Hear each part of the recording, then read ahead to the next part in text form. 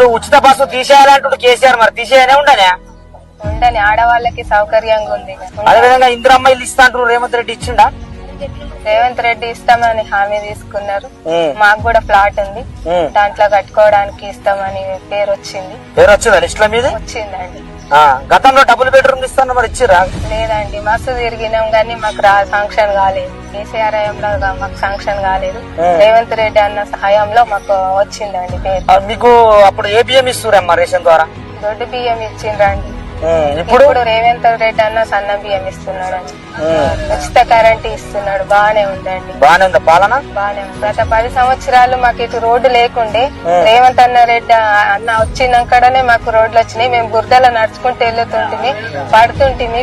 ముసలి వాళ్ళు కాళ్ళు చేతులు ఇరిగిన సందర్భాలు కూడా ఉన్నాయండి. రేవంత్ రెడ్డి అన్న వచ్చి నుంచి ఇప్పుడు మెయిన్ రోడ్ కు వేశారు.